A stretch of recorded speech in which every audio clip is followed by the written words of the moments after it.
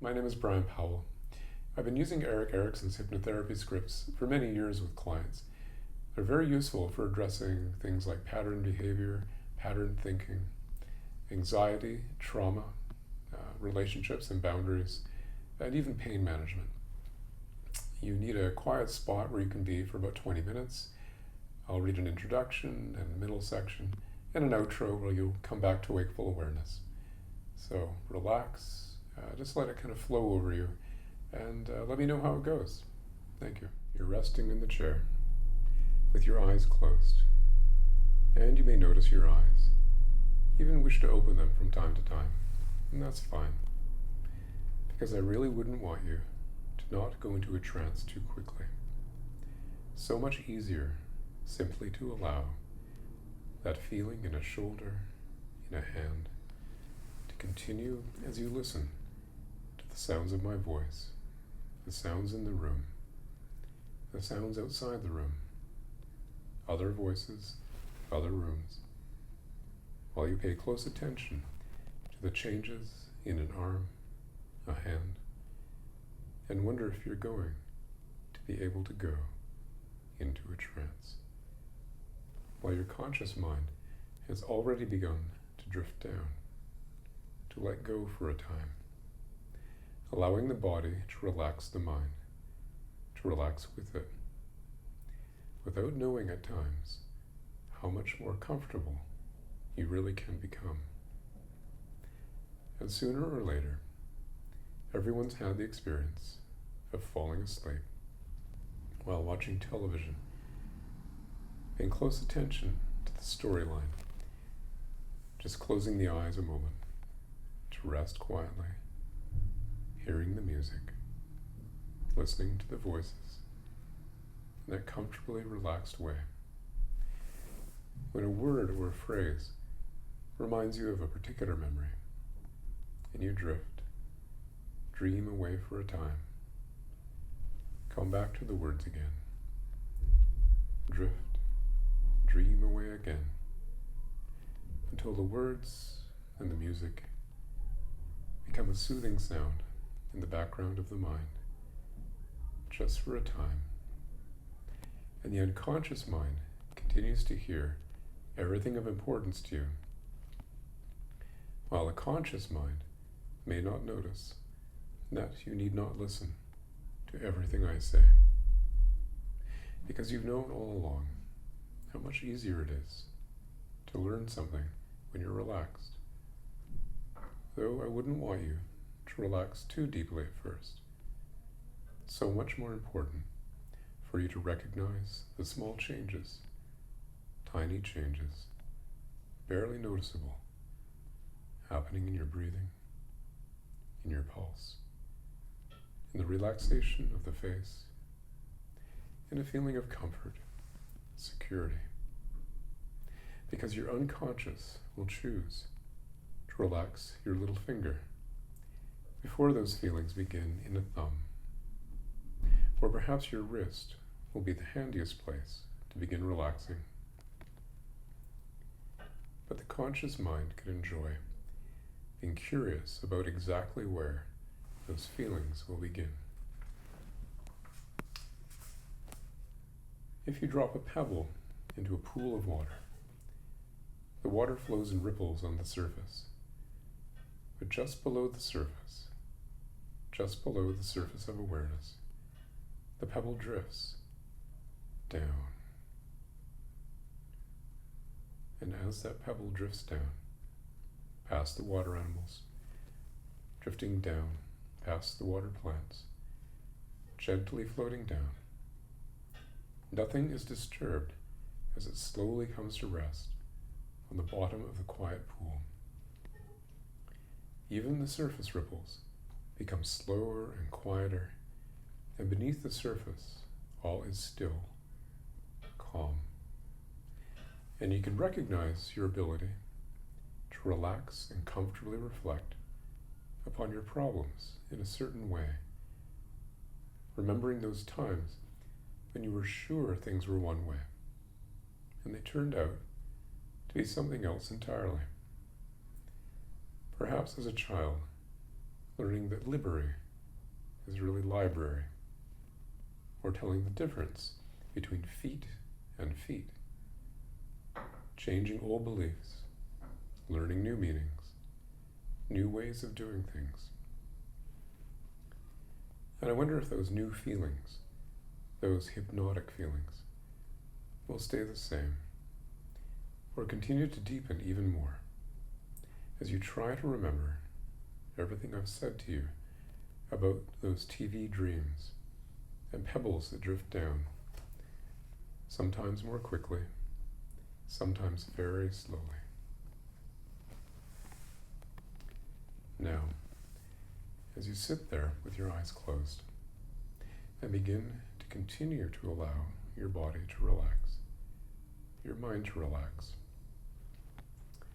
and experience the awareness of many different things, you may begin to wonder how many different ways there are to heal a wound from long ago that never healed, but remained behind, to change the way you think and feel. Like a woman I know who always wondered why she was the way she was, until one day she discovered within a child, a sad child, an unhappy child, an angry, hurt child from long ago, a child she always heard in the background, a child she protected and did everything for today, a child who made her feel so sad, and she would do anything to keep that child quiet, to keep that child happy, to give that child what it wanted and needed. And I asked her what needed to be done, and she said she needed to say goodbye to that child. She needed to hug that child, to hold that child, and to tell that child how very, very sorry she was that all those things had happened to it. She felt so badly for the pain, so badly for the fear, so badly for the anger, but she knew she had to say goodbye, finally. She had to leave it behind and go on with her life. She knew there was nothing she could do to save that child, to change the past, to undo what was. What was, and there was nothing she could do. So she hugged that child and said goodbye, and walked away and cried and cried. The hardest thing she had ever done was say goodbye, leave it behind, abandon it to the past. She felt awful, but she knew that was what she had to do. There was nothing she could do to change the past, nothing she could do to undo what that child went through. But afterwards, she was free, felt free to do what she wanted. The child was gone, and she was free, free of the past, free to be. And so as you relax and continue to drift down, your unconscious knows what you can do. Your conscious knows it too. And you can feel the freedom of that relaxed letting go in your own way, even as you drift more deeply at times than others.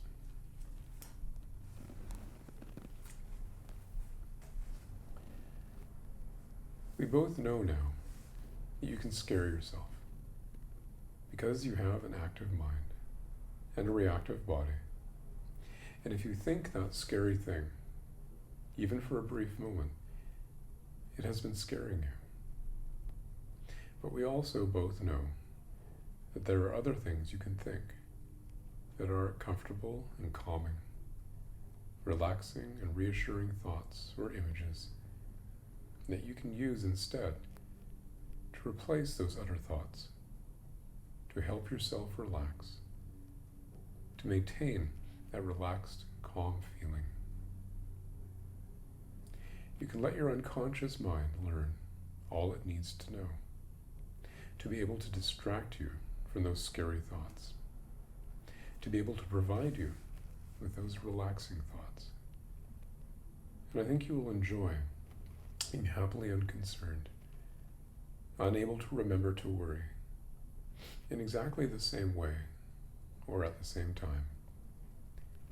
So from now on, when you enter that situation, you can enter it knowing you're protected.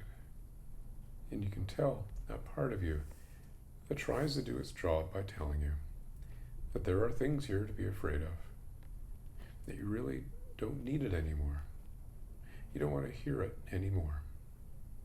And so it can either go away or find a different game to play and remind you instead of the good things that might happen here, or the fun things that might occur later.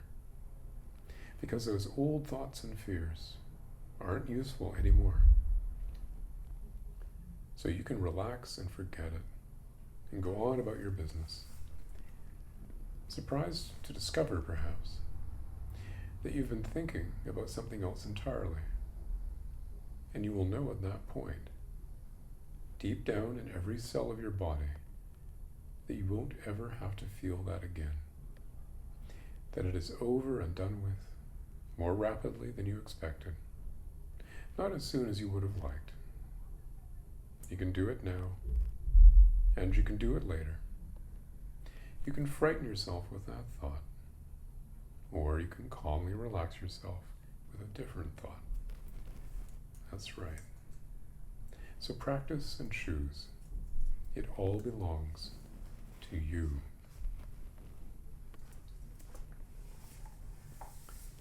And so, before you allow yourself to drift up completely into conscious, wakeful alertness, it may be useful for you to utilize the opportunity now to think about what you've experienced, the thoughts and images, understandings, and how you might use these things later on, from one day to the next. Because you have an unconscious mind, and you have a conscious mind, and those two minds can learn from your experiences today. Some things you can utilize to deal more effectively with those things that have been problems for you before. So before you continue to drift up into conscious awareness, normal wakeful awareness, it is your privilege to use this comfortable self-awareness to become more aware of those things you can use later on. Those learnings, abilities, and skills you may have overlooked before, to give you a new view of the possibilities for a new way of thinking and feeling and doing things. That's right. Take some time now. A brief time that seems to be a long time, to review and plan at some level of awareness those things you will do later on, those things you may change later on as you begin to use more and more of you.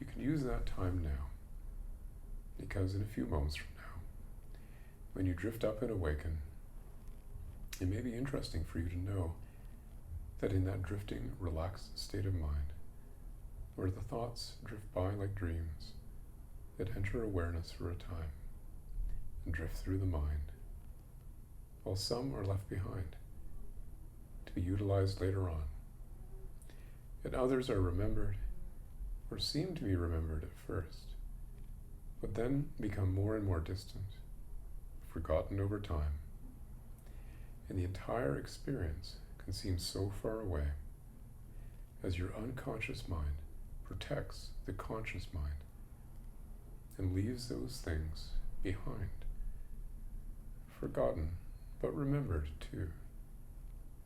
And time changes too, so you can know what a trance it's been when you begin to know that what seemed to take a short time turns out to have been a long time, or what seemed a long time was really no time at all. So for now, as the unconscious mind allows the conscious mind to become more aware of sounds in the room, the sound of my voice, the sensations in your arm, the leg, the variety of thoughts and feelings as the conscious mind drifts up, and conscious wakeful awareness returns quite completely now up to the surface of wakeful awareness, restfully refreshed, comfortably awake, even as the mind drifts up completely and the eyes are allowed to open now. Yes, that's right, eyes open, and the wakeful awareness returns quite completely now.